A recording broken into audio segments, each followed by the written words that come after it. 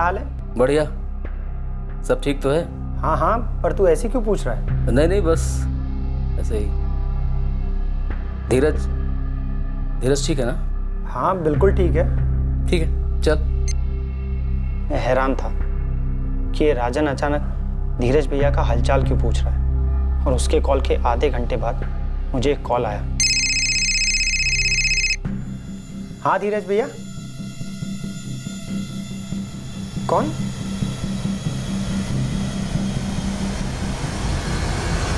डॉली चल बाहर आ। दूसरा पुलिस स्टेशन से बुलावा आया तेरे लिए। थोड़ी ताज़ी हवा खिलाते हैं तुझे। अरे आशा, खाना हो या हवा तमीज से खिलाया कर, क्योंकि ना तो मैं हमेशा यहाँ रहने वाली हूँ और ना तेरी हमेशा चलने वाली है। हेलो। महिमा शुक्ला जी, आप कौन? Assistant sub inspector Devika Sahu बोल रही हूँ। राजन पाटीदार मर्डर केस में तुमसे पूछताछ करनी है। राजन पाटीदार? अब ये मत कहना कि तुम उसे जानती नहीं थी। जी जानती थी। कैसे जानती थी? जैसे भी जानती थी, आपको क्या? मेरा निजी मामला है, समझिए आप। मर्डर किसी का निजी मामला नहीं होता पूजा। राजन के मर्डर से मेरा कोई लेना देना नहीं है। आगे बोलो। बहुत तेवर हैं। सवाल भी तो आपके ऐसे हैं। क्या रिश्ता है राजन के साथ? अरे क्यों बोलूं? अब तो तू बोलेगी ही बोलेगी। गरोड़िया नगर पुलिस थाने आ जा अभी। ए धमकी मत दे, समझी? चल नहीं आती। क्या करेगी? तू आती है या घसीट कर लाऊं तुझे? एड्रेस बोल अपना। मैडम प्लीज आप एड्रेस मत लो। आप मुझे जहाँ बोलेंगे जब बोलेंगे मैं आने को तैयार हूँ।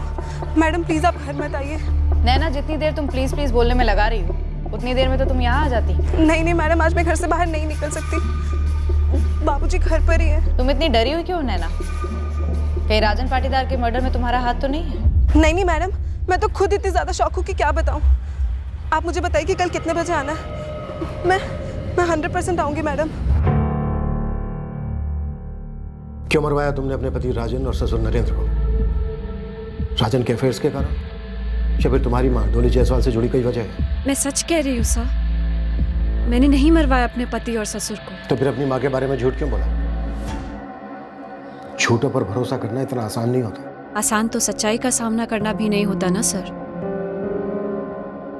एक ऐसी सच्चाई जो आपसे जिंदगी भर झूठ बुलाती है। बचपन से ही मैं और मेरी बहन सोनिया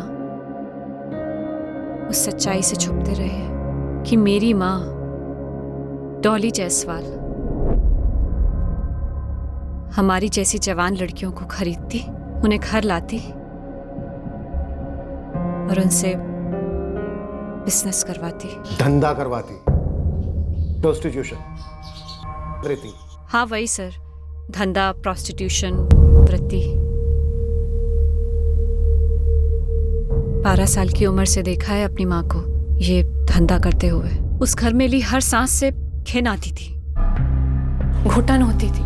ये घिन और घुटन पर उपन्यास किसी और दिन लिखना। सच्चाई ये है कि तुम्हारी माँ डॉली जायसवाल एक ट्रैफिकर है और 7 महीने पहले ट्रैफिकिंग के केस में गिरफ्तार हुई, और लगभग तब से ही तुम अपने पति राजन का घर छोड़कर अपनी माँ के घर आई। मैं तो चाहती थी अपनी माँ के घर से, उसके साय से भी दूर रहूं मैं।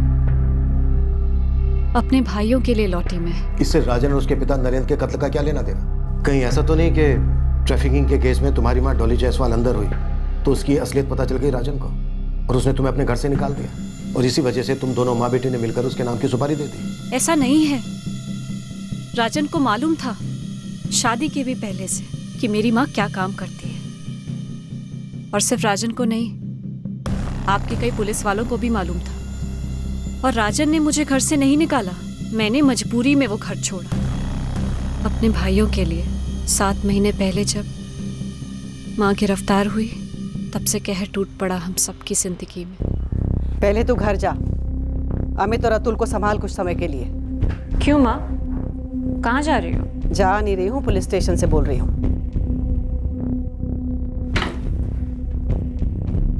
Police station? अब क्या किया तूने? तू घर जा, अमित और अतुल का ख्याल रख। मैंने सोनिया को भी बोल दिया है। पर बता तो सही, अब किया क्या है तूने? हेलो हेलो,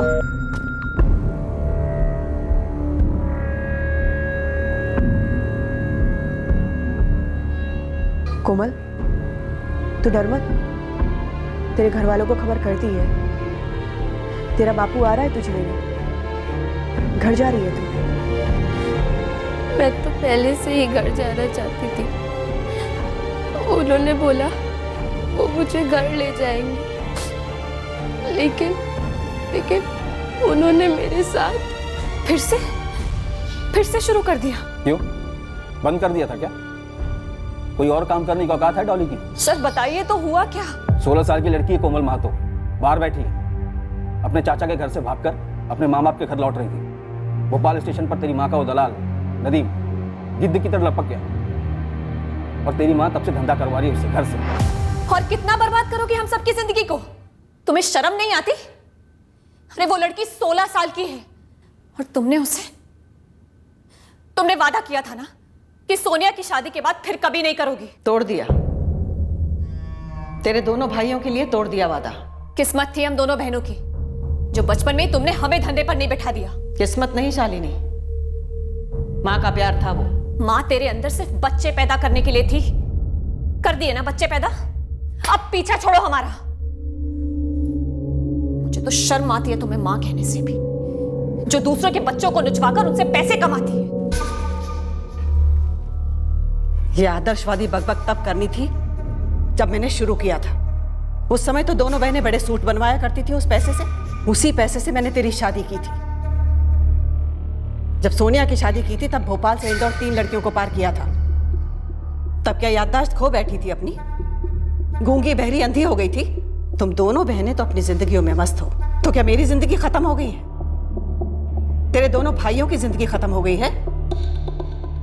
कल को उन दोनों की शादी हो जाएगी और वो दोनों जाके अपनी बीवियों के पल्लू में बैठ जाएंगे। तब तेरी इस बदनसीब माँ का क्या होगा, कभी सोचा है तूने?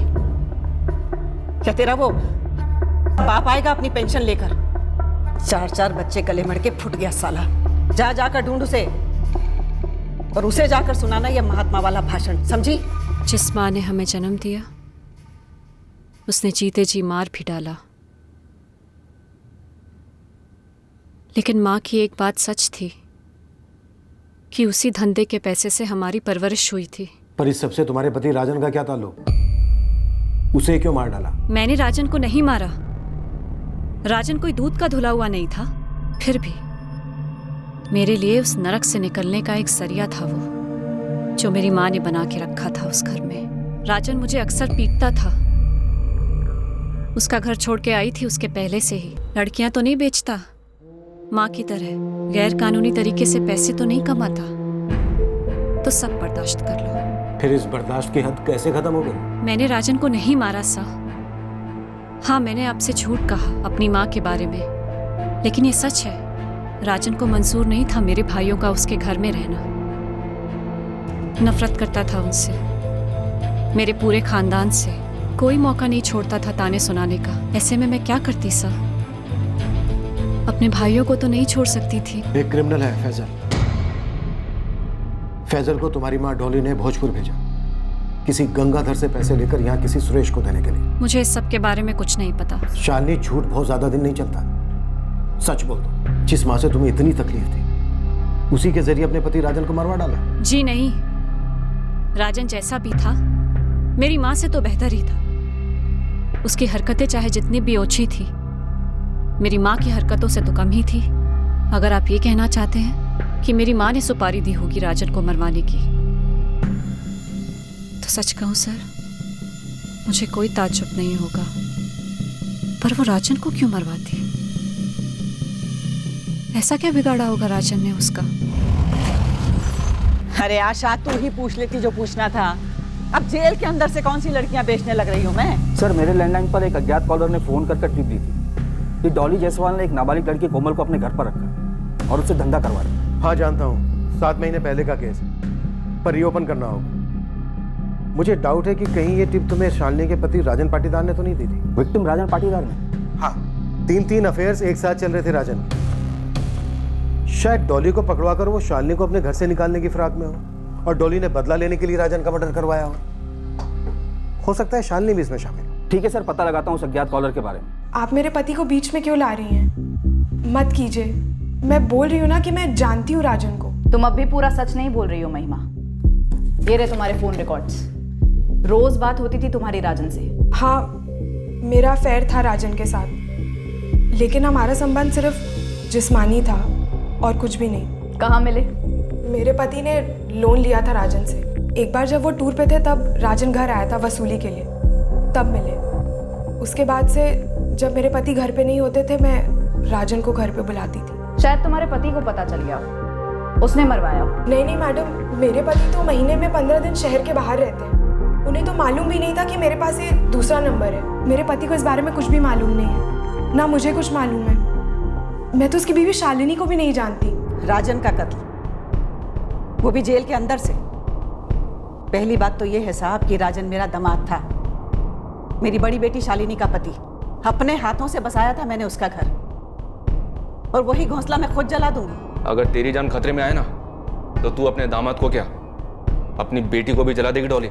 मैं कोई बहुत इमोशनल औरत तो हूं नहीं, और ना ही मुझे रोने धोने या ड्रामा करने की आदत है। हाँ, मैंने लड़कियां बेची, धंधा भी करवाया उनसे, लेकिन पहले मैं खुद धंधे पर बैठी साहब, ताकि अपने 4 बच्चों को पाल सकूं। पढ़ी लिखी नहीं हूं ना, कुछ आता भी नहीं था, ये सब आसानी से हो गया मुझसे। हमारे मोहल्ले में एक औरत थी, उसने ये रास्ता दिखाया और मैं उस पर चल पड़ी। लेकिन इतने सालों में मैंने अपने बच्चों पे कभी आंच नहीं आने दी। कत्ल किससे करवाया तूने डॉली? नरेंद्र पाटीदार के नौकर बाबूराम से? कत्ल तो क्या, मुझे थप्पड़ के नाम से भी चिढ़े। इतनी लड़कियों से धंधा करवाया मैंने, किसी से भी पूछ लो। बड़ा लाड करती थी उनका, खाना, कपड़ा, पिक्चरें दिखाना, दिवाली, ईद, सब कुछ। फैजल से सुरेश तक पैसे पहुंचाए, किस लिए? वो रुपए मेरे दामाद नंबर 2 सोनिया के पति धीरज गुर्जर के लिए थे। उसका एक्सीडेंट हो गया था। धीरज बहुत बुरी तरह घायल हो गया माँ। अगर लोग टाइम पर हॉस्पिटल ले जाते ना तो जान भी जा सकती थी। चुप, शुभ शुभ बोल। देख सोनिया, अपना कलेजा मजबूत रख और भरोसा रख, कुछ नहीं होगा धीरज को। धीरज अपना मेडिकल इंश्योरेंस रिन्यू करवाना भूल गया था। घोंचू, लोहे की सरिया, प्लास्टर, ऑपरेशन सब मिला के 1 लाख से ऊपर का बिल फटा था, और उसकी तनख्वाह थी सिर्फ 15,000 रुपए। तब मैंने आदमी भेजा और पैसों का इंतजाम किया। केवल गंगाधर ही नहीं साहब, भोपाल के 3 और लोगों से बात की और पैसों का जुगाड़ किया। सुपारी के रुपए नहीं थे साहब, धीरज के इलाज के रुपए थे। इस कोमल महतो के ट्रैफिकिंग के केस में तुझे किसने पकड़वाया था? अब मुझे क्या मालूम साहब, आपको पता चल जाए तो मुझे जरूर बता देना, सेटिंग कर दूंगी। यानी मार डालेगी? अरे नहीं साहब, अपनी साइड कर लूंगी। अब धंधे में काहे का बैर, इस धंधे में दोस्ती दुश्मनी से भली। इस कोमल की ट्रैफिकिंग में किसी के साथ रंजिश हुई थी तेरी? कोमल की ट्रैफिकिंग मैंने नहीं, किसी और ने करवाई थी साहब।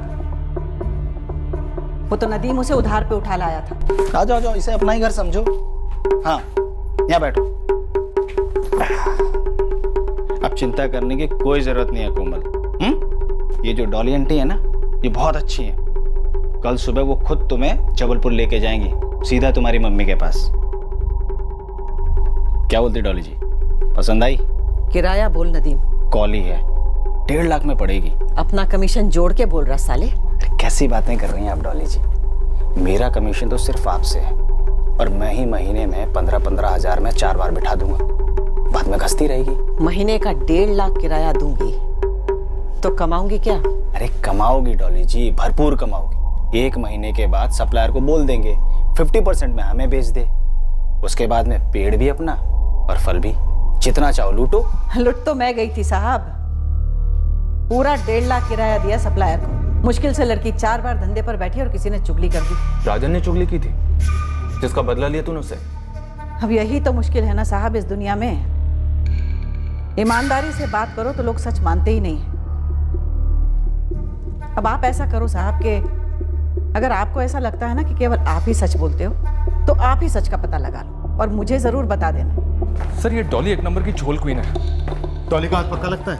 हाथ लगता तो है सर, पर ये साबित करने के लिए अभी हमारे हाथ में कुछ नहीं है। लेकिन एक बात है सर, ये डॉली बात घुमाने में एक्सपर्ट है। ए आशा, तेरा चेहरा कितना फीका पड़ गया रे। मौसम्बी का जूस पिया कर। लॉकअप में पीऊंगी तेरा जूस बना के। सर, वो फैजल जिसने डॉली के कहने पर पैसे कलेक्ट किए थे, वो हमारे हाथों लग गया है। लेकिन सर, वो तो सिर्फ एक डिलीवरी मैन था। और वो सुरेश जिसे फैजल ने पैसे पहुंचाए? अभी भी अंडरग्राउंड है सर। देविका, राजन की गर्लफ्रेंड्स नैना और पूजा, कुछ मिला उनसे? एक्चुअली कुछ नहीं मिला सर। दोनों ने अफेयर की बात तो कबूल की है। राजन से लोन लिया था मैंने अपनी स्कूटी के लिए, लौटा नहीं पा रही थी, या यूं बोलो लौटाने का मन नहीं था तो दिल लगा लिया उसके साथ। लोन और इंटरेस्ट सब माफ। तो तू मर्दों को ऐसे ही फंसाती है। तेरा कोई रैकेट वैकेट तो नहीं है? इतने बुरे दिन नहीं आए मैडम कि मर्दों को फंसाना पड़े। और वैसे भी ये मेरा प्राइवेट मामला है, अब इतना इंटरेस्ट क्यों ले रही है? ज्यादा हवा में मत उड़ पूजा। मर्डर केस में फंसी है तू। फंसे मेरी सैंडल। बोलो ना एक बार, राजन के साथ कुछ सीरियस वीरियस नहीं था, लोन के बदले टाइम पास था बस। मेरी तो जिंदगी बर्बाद हो गई मैडम। राजन ने मुझसे शादी करने का वादा किया था। तुम्हें पता नहीं था कि राजन शादीशुदा है? मैडम मैं जानती थी कि वो शादीशुदा है, लेकिन वो शालिनी को डिवोर्स देने वाला था। वो 17 सितंबर को अपना फाइनल डिसीजन लेने वाला था कि वो अपनी वाइफ को डिवोर्स देगा और फिर हम दोनों शादी करने वाले थे मैडम। मैंने तो कई मन्नतें भी रखी थी उसका डिवोर्स जल्द से जल्द हो जाए, लेकिन फिर पता चला कि उसका मर्डर हो गया। मैं आपको बता नहीं सकती मैडम कि मेरी जिंदगी किस कदर बर्बाद हो गई। मैं उसके साथ सो चुकी हूँ मैडम। सर इतना तो हम पकड़ के चल सकते हैं कि राजन शायद शालिनी को डिवोर्स देने वाला था। मतलब घूम फिर कर हम वहीं आ रहे हैं। शालिनी सस्पेक्ट, उसी के पास मोटिव था। उसने गुस्से में आकर अपने पति राजन का मर्डर करवा दिया। कोलैटरल डैमेज, राजन के पिता नरेंद्र पाटीदार। लेकिन सर शालिनी के खिलाफ हमारे पास कोई सबूत नहीं है। पॉसिबिलिटी कम है कि ये मर्डर शालिनी ने खुद किया हो, और अगर किसी और से करवाया है तो फिर किससे करवाया? बाबूराम पर कोई खबर? अभी तक तो कुछ नहीं सर। गुरु खबरी और उसकी टीम लगे हुए हैं, लेकिन सर बाबूराम का इस तरह से अचानक गायब हो जाना अपने आप में एक लीड तो है। मैनहंट जारी करो बाबूराम को।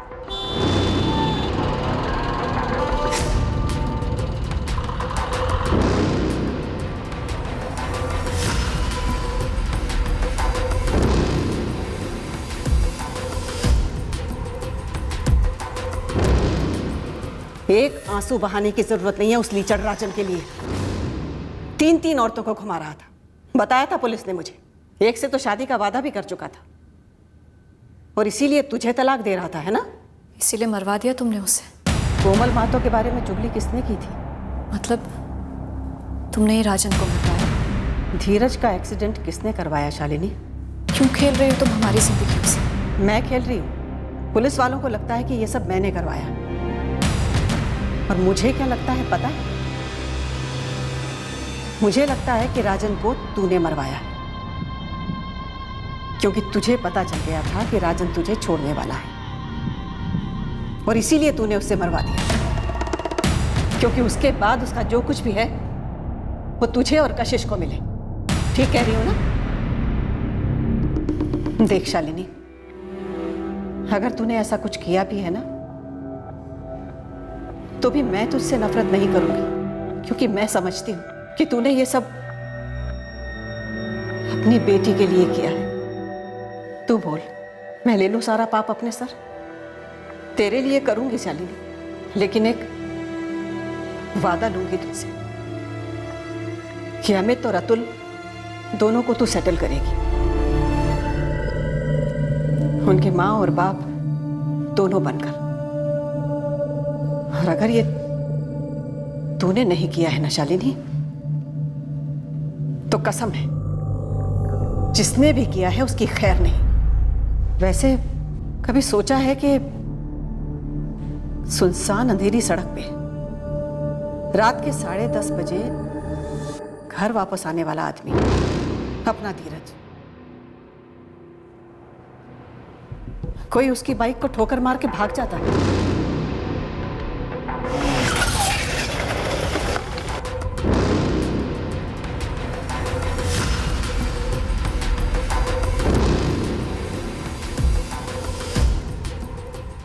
जी हाँ, हॉस्पिटल का सारा बिल दरअसल सोनिया की माँ ने ही भरा था। मैंने माँ से मदद मांगी थी मैडम। एक्सीडेंट 23 अगस्त की रात को हुआ था? जी हाँ, मंडी द्वीप में एक फर्टिलाइज़र डिपो है, मैं वहाँ मैनेजर हूँ। रात को ड्यूटी से लौट रहा था कि एक गाड़ी ने उड़ा दिया। क्या तुमको भी डॉली जायसवाल की चलाई जा रही वैश्यवृत्ति के बारे में मालूम था? जी मालूम था। राजन को भी मालूम था, है ना? जी हाँ। सोनिया, तुम्हें किस पर शक है? राजन को किसने मरवाया होगा?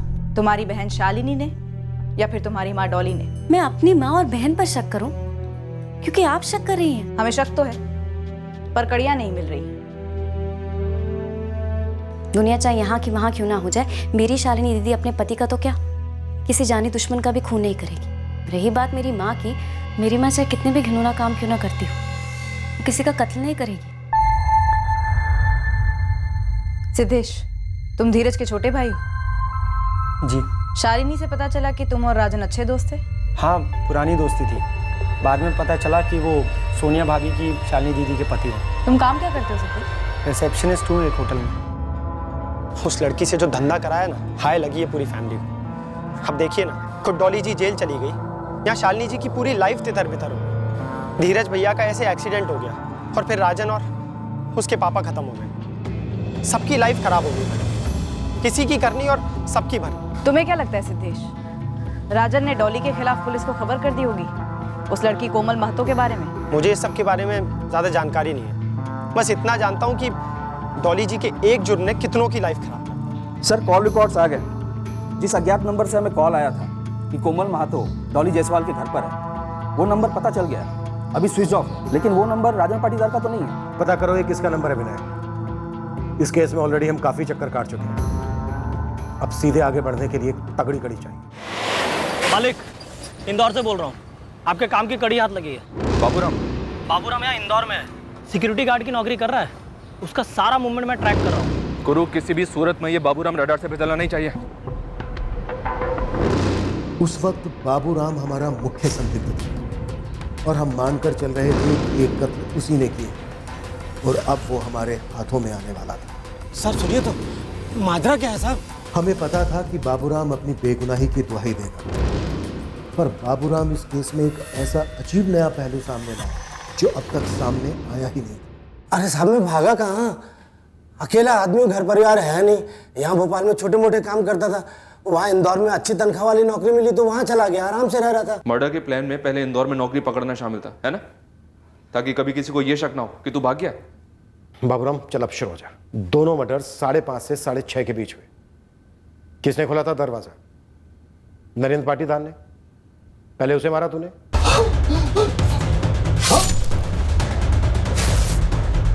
ऐसा ही हुआ था ना साहब? मैं अगस्त के महीने के बाद नरेंद्र जी के घर गया ही नहीं। वहाँ इंदौर में मेरी नौकरी 1 सितंबर से शुरू हुई। तो खास ये काम करने के लिए तो इंदौर से आया? 15 की रात को आया, 16 की सुबह काम किया और लौट गया। बाबूराम, किसने दी तुझे सुपारी ये मर्डर्स करने के लिए? राजन की पत्नी शालिनी ने, या शालिनी की माँ डॉली जायसवाल ने, या नरेंद्र की पत्नी रानी देवी ने?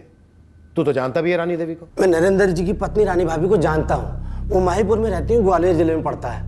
मुझे कभी कभी फोन कर लेती हैं अपने बेटे राजन का हालचाल पूछने के लिए। वहाँ किसके साथ रहती है वो? अपने दूसरे पति के साथ। वो भले आदमी है साहब, ये अपने नरेंद्र जी जैसे नहीं है। और साहब वो शालिनी बेटी है ना, वो तो बेचारी अपनी माँ का किया धरा भुगत रही है। उसकी जो माँ है ना डॉली, तो प्रलय भी आ जाए तब भी नहीं सुधरने वाली। ये प्रलय पुराण हमें मत सुना, सीधा सीधा मुद्दे पे आ। कितने पैसे दिए गए तुझे? साहब 100 रुपए, दिन का 100 रुपए देते थे नरेंद्र जी। उनके घर का छोटा मोटा काम कर लेता था, और जब शालिनी घर छोड़ के गई तब झाड़ू पोछा भी कर लेता था, तब 200 रुपए देते थे। हफ्ते में एक ही दिन जाता था।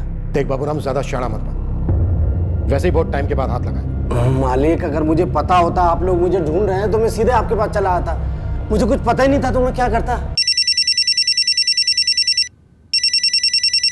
ये बाबूराम तो तोताराम निकला।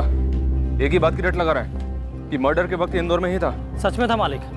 बाबूराम 15 और 16 सितंबर और उसके पहले और बाद में इंदौर में ही था। बाबूराम रॉन्ग नंबर है। तो सही नंबर क्या है बे? निकम्मो, तुम लोग काम करे मजाक कर रहे हो?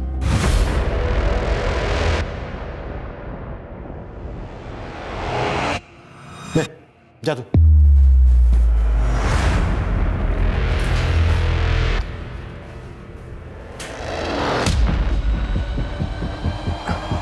मालिक, ये दोनों कत्ल होते वक्त चोरी भी हुई थी क्या? नहीं। ठीक। फिर क्यों पूछा तूने? होनी चाहिए थी क्या? पहले भी हुई थी ना चोरी, तो इसलिए सोचा कि वो।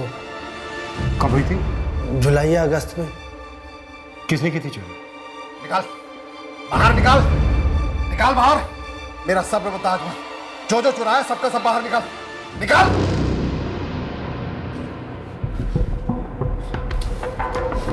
सारे के सारे निकाल अमित, वरना तेरी खाल उधेड़ दूंगा। इतने ही थे तेरी अलमारी में? और ज्यादा भौंक मत बुड्ढे। क्या बोला? बुड्ढा है तेरी तो। क्या हुआ? हुआ क्या है? अरे मेरी बाहर आग क्या लग गई? ये घर के अंदर घुस गया चोरी करने के लिए और ऊपर से बदतमीजी अलग कर रहा है। 100 की सिर्फ 2 पत्तियां ली थी मैंने और कौन सा बड़ा ट्रक खजाना लूट गया जो फुदक रहा है इतना? हाँ रोक! इसीलिए राजा ने इन दोनों भाइयों को घर में पनाह नहीं दी। अपनी माँ की देखा देखी में क्रिमिनल बनने की तैयारी में है दिन। वो लड़का अमित शालिनी का भाई जब नरेंद्र जी के घर रहता था ना, तब भी उसने 2-3 बार पैसे चुराए थे अपनी बहन के पर्स से। तब भी शालिनी ने उससे डांटा था। अमित, क्या तुम 15 सितंबर की रात 16 सितंबर की सुबह अपने जीजा राजन के घर गए थे? आप लोग यकीन क्यों नहीं कर रहे हैं? मैंने बताया ना, उस रात घर पर ही था, ये कहीं नहीं गया था। तुम तो रहने ही दो। तुमने भी कम झूठ नहीं बोले हमसे, बहुत कुछ छुपाया है। अमित जवाब दो। आप लोग ये सवाल कर ही क्यों रहे हैं? क्या साबित करना चाहते हैं कि इस बच्चे ने मेरे पति और ससुर को मार दिया? होश में तो है आप लोग? ये रहता है होश में कभी? नशे के लिए पैसे नहीं चुराता है? कभी इसने बताया तुमसे कि राजन के घर से जब तुम लोग अपनी माँ के घर चले गए थे, उसके बाद ये राजन के घर गया था एक बार चोरी करने? तुम्हारे ससुर ने इसे रंगे हाथ पकड़ा था। देखिए सर, 100-200 रुपए चुराना एक बात है और 2 लोगों का कत्ल कर देना दूसरी। और मैं आपको कितनी बार बता चुकी हूं कि अमित उस रात घर पर ही था। अमित, जो भी सच है बता दे, वरना तेरी मुसीबत और बढ़ेगी। सर, आप मेरे भाई को ऐसे धमकी नहीं दे सकते। सवाल अमित से हो रहे हैं, जवाब भी अमित देगा। अमित, क्या ये दोनों मर्डर्स तुमने किए हैं? सर आप शालिनी, बोलो अमित, क्या ये दोनों मर्डर्स तुमने किए?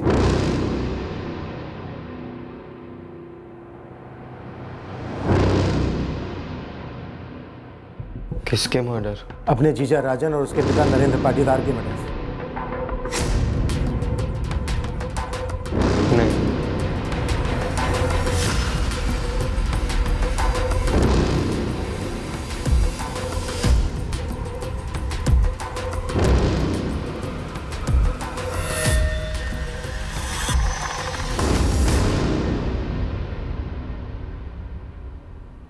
ये अमित टस से मस नहीं हो रहा है। एक ही जवाब, मैंने नहीं किया। और हम कोई और तरीका अपना भी नहीं सकते, माइनर है लड़का। सर, हमारे हाथ में कुछ ठोस होना ही चाहिए जिससे अमित का झूठ पकड़ा जाए। एक बात समझ में नहीं आ रही है अमित, डिक्ट है। अगर वो राजन के घर पैसे लेने गया और वहां पर वो राजन और राजन के पिता नरेंद्र का कत्ल करता है और पैसे नहीं लेता, क्यों? जबकि कैश तो था घर पर। शायद पैसे पहले ही मिल गए होंगे अमित को। हम सुपारी का एंगल ढूंढ रहे थे, शायद सुपारी दी ही नहीं गई हो। इस नाबालिग से करवाया गया हो। अमित है कि टोलियों के साथ उठता बैठता है, 24 घंटे नशे में रहता है। क्या वो अकेला 2-2 लोगों का कत्ल कर पाता? साहब अंदर आऊं क्या? कुछ काम की खबर लाया गुरु? ये शालिनी का भाई अमित भी रॉन्ग नंबर है। तूने मिलाया क्या? हाँ साहब। अब देखिए, ये अमित अकेला 2-2 मर्डर तो नहीं कर सकता है। कम से कम 2 लोग लगते हैं इस काम के लिए। मैंने इसके टोली को खूब खंगाला है। कोई भी ये काम मुफ्त में नहीं करेगा और ना ही ऐसी कोई खबर है। इतने नशे में रहने वालों की जुबान फिसलती है साहब, लेकिन इसने कभी भी अपने किसी भी साथी को कुछ भी नहीं बोला है। शालिनी कह रही थी कि उस रात अमित घर पर ही था, उसका क्या? सर, ये साबित करने के लिए कोई सबूत तो नहीं है, पर इस बात का भी क्या सबूत है कि अमित राजन के घर गया था? सर एक बात बोलूं साहब, राजन मरते वक्त फुल दारू के नशे में था, अंदर के कमरे में। घंटी बजी होगी तो पूरे चांसेस है कि राजन तो उठ के नहीं गया होगा दरवाजा खोलने के लिए। बाहर इसका बापू नरेंद्र सोया हुआ था, तो हो सकता है कि दरवाजा खोलने नरेंद्र उठा हो। अब सोचिए सर, अगर ये अमित वहां गया होता तो क्या नरेंद्र उसे देखकर भड़कता नहीं, चिल्लाता नहीं, उसे अंदर ले लेता और फिर खुद बाथरूम की ओर चला जाता, जहां पहले अमित उसे मारे फिर राजन को मारे? रॉन्ग नंबर पर रॉन्ग नंबर।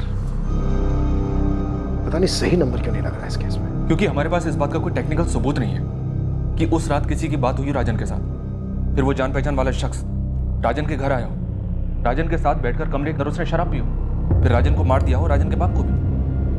सब मौत सुबह 5:30 से 6:30 के बीच में हुई। यानी जो भी शख्स आया होगा, कातिल रात भर रुकने के इरादे से ही आया होगा। कुल मिलाकर एक ही एंगल में दम लग रहा है इस वक्त, और वह है खुद शालिनी। लेकिन सवाल यह है कि क्या शालिनी अपनी छोटी सी बच्ची कशिश और 2 नाबालिग भाइयों को अकेले घर पर छोड़कर अपने पति के घर जाती उस रात को और पूरी रात वहां रहती और फिर सुबह 5:30 से 6:30 के बीच दोनों का कत्ल करती और वापस अपने घर लौटती? जहां से शुरुआत की थी, घूम घाम कर फिर वहीं लौटे थे।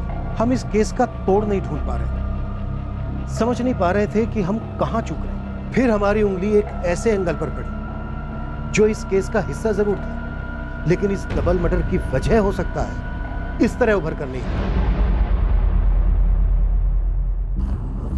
इस एंगल का ख्याल हमारे दिमाग में 2 महीने बाद आया, जब हम अंधी गलियों में चक्कर काट काट कर थक से गए थे।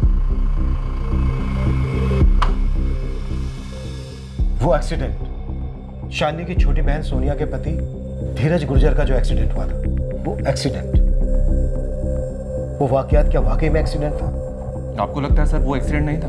वही सोच रहा हूं। देविका, याद है धीरज के छोटे भाई सिद्धेश ने तुमसे क्या कहा था? ये जो सोनिया भाभी की माँ ने उस लड़की से जो धंधा कराया ना, हाय लग गई है पूरी फैमिली। सबकी लाइफ खराब हो गई मैडम, किसी की करनी और सबकी भरनी। एक तरीके से उसकी ये बात इस बात को अंडरलाइन करती है कि ये सारे हादसे डॉली के ट्रैफिकिंग केस से कहीं ना कहीं जुड़े हैं। उस केस के तो हर पहलू को हमने खंगाला। ट्रैफिक हुई उस बच्ची कोमल महतो तक भी हम पहुंचे, उसकी अपनी दुखद कहानी थी, पर इस डबल मर्डर से जुड़ा कुछ भी नहीं मिला सर। और वो एक्सीडेंट, क्या ये धीरज का एक्सीडेंट वाकई में एक्सीडेंट था, या फिर ये एक्सीडेंट एक अटेम्प्ट टू मर्डर था? धीरज और राजन के बीच में कोई आपसी रंजिश हो, क्या आपका इशारा इस ओर है? इन दोनों दामादों के बीच अनबन हो सकती है। इस एक्सीडेंट की रिपोर्ट मंगवाओ।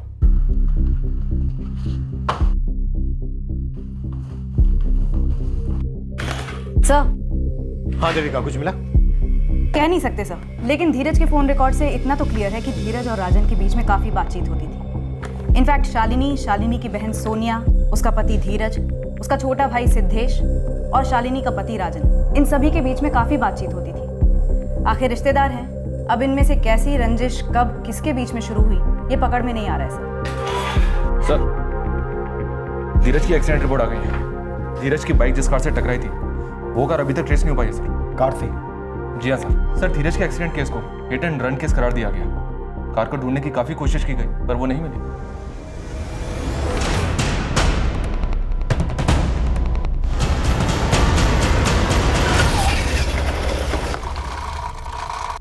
अगर धीरज का एक्सीडेंट वाकई में अटेम्प्ट टू मर्डर था, तो पहले धीरज को मारने की कोशिश करना, फिर राजन और उसके साथ उसके पिता नरेंद्र का कत्ल। कोई तो घंटी बज रही है साइकिल में। क्या मुझे मार डालने की कोशिश? तुम्हें ऐसा कभी नहीं लगा? क्या राजन से कोई झगड़ा था तुम्हारा? नहीं तो, साड़ू भाई थे हम दोनों। एक मिनट, आप कहना क्या चाह रही हैं? कि राजन ने मेरा एक्सीडेंट करवाया मुझे मारने के इरादे से, और बदला लेने के लिए मैंने राजन को और उसके पिता को मरवा डाला? क्या ऐसा हुआ था? ऐसा कुछ नहीं हुआ था मैडम। आप लोग हताश हो रहे हैं, इसलिए दिमाग के घोड़े बेलगाम दौड़ाए जा रहे हैं।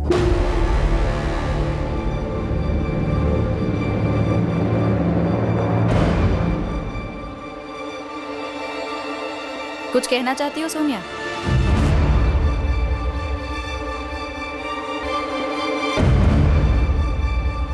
धीरज ने कुछ बोला नहीं मैडम, क्योंकि उन्हें कुछ मालूम ही नहीं है शायद। तुम्हें क्या मालूम है? कुछ पता नहीं है मैडम, लेकिन जिस दिन धीरज का एक्सीडेंट हुआ था ना, उस दिन मेरे देवर सिद्धेश ने कुछ बोला था। ये एक्सीडेंट नहीं है। क्या क्या कहा तुमने सिद्धेश? नहीं भाभी, कुछ नहीं। क्या राजन और तुम्हारे पति के बीच में कोई दुश्मनी थी?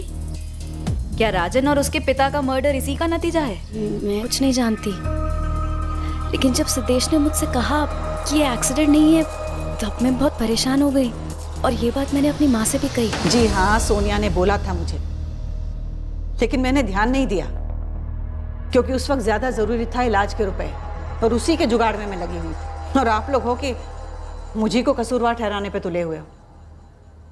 मैंने कहा ना साहब आपसे कि मैं कत्ल नहीं करवाती हूँ। तो क्या धीरज और राजन एक दूसरे को मरवा सकते थे? बिल्कुल नहीं। राजन कोई संत नहीं था, धीरज भला है, लेकिन इस हद तक दोनों कभी नहीं जाते। तो फिर धीरज का एक्सीडेंट कौन करवा सकता है? वैसे आप सिद्धेश से ही सामने से क्यों नहीं पूछ लेते कि बता तुझे ऐसा क्यों लगा?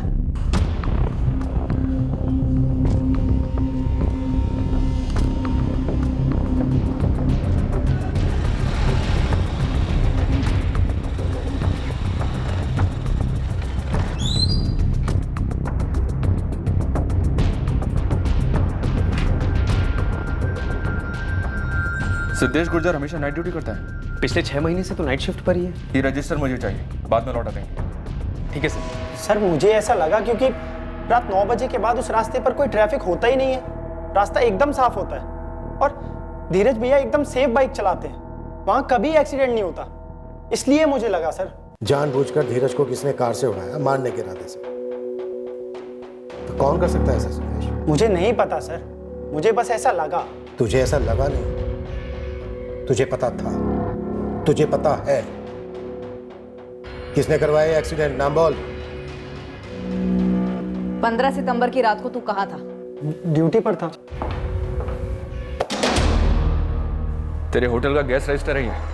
15 सितंबर की नाइट शिफ्ट वाले पेज पर जाओ, ऑन ड्यूटी रिसेप्शनिस्ट में तेरा सिग्नेचर देखा? ये देखिए सर, मेरा सिग्नेचर। व्हाइटनर लगाकर तूने अपना साइन किया है। तेरे मैनेजर को अच्छी तरह से याद है, 15 सितंबर की नाइट शिफ्ट से तूने ऑफ मांगा था। 15 सितंबर सिद्धेश के मौजूद होने के सिग्नेचर के नीचे व्हाइटनर लगाया हुआ है। क्यों? लेकिन इस रजिस्टर पर सिद्धेश का सिग्नेचर 15 सितंबर को कैसे हो सकता है? उस रात तो वो छुट्टी पर था। मोहन सर, वो मेरे घर का एक अर्जेंट काम आ पड़ा है, तो आज नहीं आ पाऊंगा, प्लीज ऑफ दे दीजिए। चालाक है, रजिस्टर में गड़बड़ी की, अपना फोन घर पर छोड़ कर गया, राजन के घर नहीं लेके गया, ताकि तेरे फोन की लोकेशन राजन के घर की ना दिखे। पर तू उतना भी चालाक नहीं है सिद्धेश।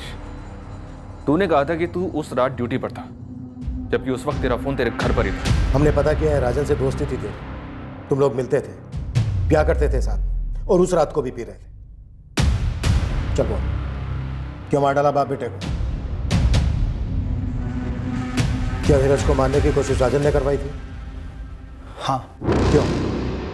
और तुझे कैसे पता चला? राजन ने 23 अगस्त को फोन किया था मुझे, एक्सीडेंट के पहले ही उसने फोन किया था। हाँ राजन, क्या हाल है? बढ़िया, सब ठीक तो है? हाँ हाँ, पर तू ऐसे क्यों पूछ रहा है? नहीं बस ऐसे ही। धीरज ठीक है ना? हाँ बिल्कुल ठीक है। ठीक है, चल।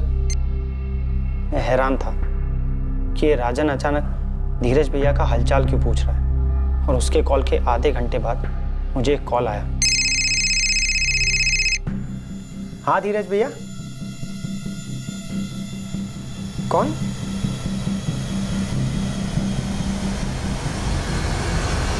राजन का फोन आता है धीरज भैया की खैरियत पूछने के लिए। उसके आधे घंटे बाद एक राह चलता आदमी धीरज भैया के फोन से कॉल करके कहता है कि उनका एक्सीडेंट हो गया। 2 और 2 मिलाना इतना मुश्किल भी नहीं है ना सर। राजन क्यों मरवाना चाहता था धीरज को? क्योंकि शक था राजन को सर कि उसकी पत्नी शालिनी और धीरज भैया का अफेयर चल रहा था।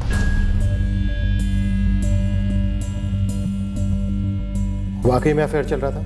नहीं था सर, धीरज भैया काफ़ी सपोर्ट करते थे शालिनी जी को, कभी कभार उनके घर भी जाते थे हौसला देने सर, कभी पैसे भी देते थे। धीरज भैया शालिनी जी की मदद सिर्फ इसलिए कर रहे थे क्योंकि वो अकेली थी, अकेली अपनी छोटी बच्ची कशिश और 2 भाइयों को संभाल रही थी। मैं राजन के साथ पीने बैठता था छुट्टी के दिन, तो 2-4 बार राजन ने पूछा भी था मुझसे। धीरज हर तीसरे दिन जाता है वहाँ, माजरा क्या है? नहीं क्योंकि तू नहीं जाता ना इसलिए।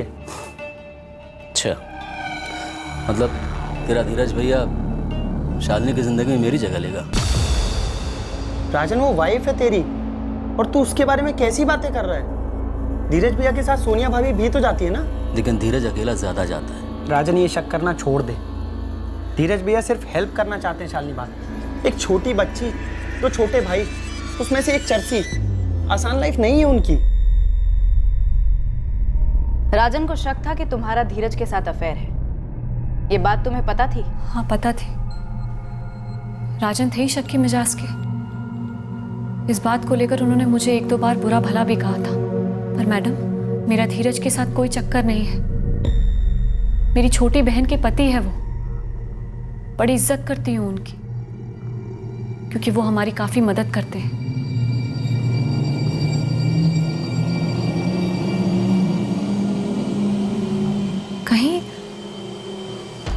कहीं राजन ने तो वो एक्सीडेंट वो एक्सीडेंट राजन ने ही करवाया था। इसलिए बदला लेने के लिए तूने राजन को मार डाला और साथ में उसके बूढ़े बाप को भी। धीरज भैया का एक्सीडेंट होने के बाद मैं आग बबूला हो गया था सर, और डर भी गया था कि राजन धीरज भैया को फिर से मारने की कोशिश करेगा। मेरे दिमाग में बस यही बात घूम रही थी सर। हाँ,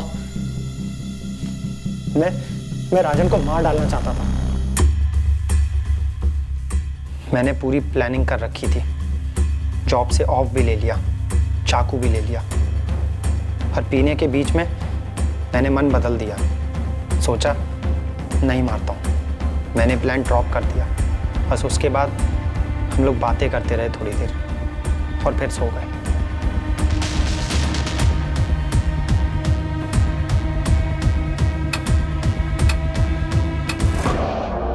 तब मुझे एक बुरा सपना आया। मैंने सपने में राजन को देखा, वो धीरज भैया को छुरा मार रहा था। तब मैंने सोचा बस अभी उठाता हूँ राजन को और पूछता हूँ, राजन धीरज भैया का एक्सीडेंट तूने कराया था क्या? एक्सीडेंट के पहले तूने फोन किया था ना मुझे धीरज भैया की खैरियत पूछने के लिए। क्यों? तुझे मालूम था ना कि उनका एक्सीडेंट होने वाला है? सदेश, जाके सो जा, नहीं तो अपने घर जा। तेरा भाई इस बार तो बच गया, अगर नहीं सुधरा ना तो अगली बार नहीं बचेगा। और सुन, तूने ज्यादा टाट आएगी ना तो इस बार तेरा एक्सीडेंट हो जाएगा। आधा अधूरा नहीं, पूरा और पक्का वाला, समझा? चल जा। अब शक की कोई गुंजाइश नहीं बची थी कि राजन ने ही धीरज भैया पर हमला कराया था, और वो तब तक चैन से नहीं बैठेगा जब तक धीरज भैया को मरवा नहीं देता।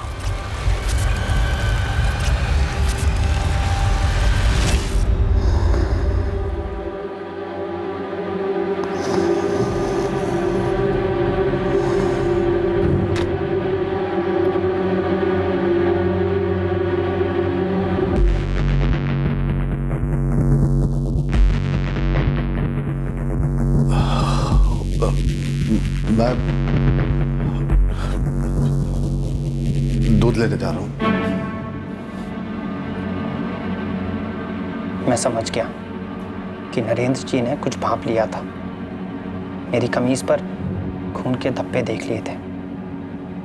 अब उनको जिंदा छोड़ना बहुत रिस्की था। मैं आता हूं।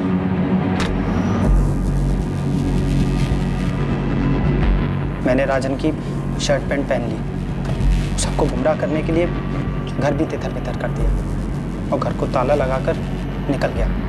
शालिनी का कहना है कि उसका और धीरज का कोई अफेयर नहीं था। मैंने भी तो वही बोला था ना सर। मैंने समझाया उसे कि उसके मन का वहम है। जरूर शालिनी जी ने भी बोला होगा, पर फिर भी क्यों मारने की कोशिश की उसने मेरे भाई को? तो एक पुलिस कंप्लेन कर देता। पर साबित कैसे करता सर कि एक्सीडेंट नहीं, अटेम्प्ट टू मर्डर था? तो अब क्या राजन और उसके बाप को मारकर साबित कर पाया? तो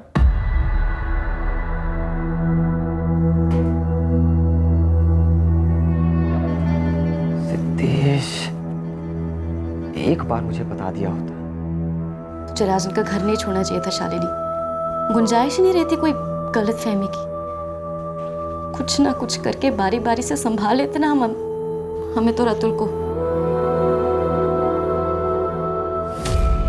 ये सब तुम्हारी वजह से हुआ है माँ, सब तुम्हारी वजह से। मेरे से सच्ची में मतलब मारेंगे, सिर्फ तुम्हारी वजह से। सिद्धेश की पूरी जिंदगी बर्बाद हो गई।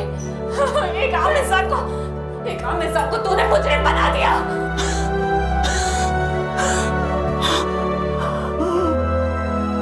शालिनी को सख्त वार्निंग देकर छोड़ दिया गया। डॉली जायसवाल ट्रैफिकिंग के चार्जेस में अब भी जेल में। जल्द ही अदालत में सुनवाई शुरू होगी।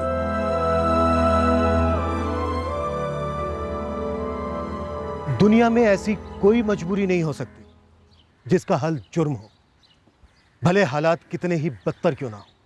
हम तो ईमान से चलते थे, लेकिन हमारे साथ धोखा किया गया, गलत किया गया, इसलिए अब हम कोई भी रास्ता अपनाएं। ऐसा करने का हमें लाइसेंस मिल गया है। ये सोच मूल रूप से ही गलत है। हमारे अंदर एक असुरक्षितता पनपती है जो अक्सर हमें विक्टिम कार्ड खेलने पर मजबूर करती है। हम अपने आप से एक झूठ बोल लेते हैं कि किसी और ने गलत काम किया। हम जो कर रहे हैं वो उसका नतीजा है। हमें इस सोच से दूर ही रहना चाहिए। कभी सहानुभूति या दया के लिए तरसना नहीं चाहिए। उल्टा अपने आप से कहना चाहिए कि हम मजबूत हैं, चाहे जैसी भी बाधाएं आए, हम अपने लिए एक अच्छी खुशहाल जिंदगी बना लेंगे। फिर मिलेंगे अगले हफ्ते एक नए केस के साथ। क्राइम पेट्रोल सतर्क। जय हिंद।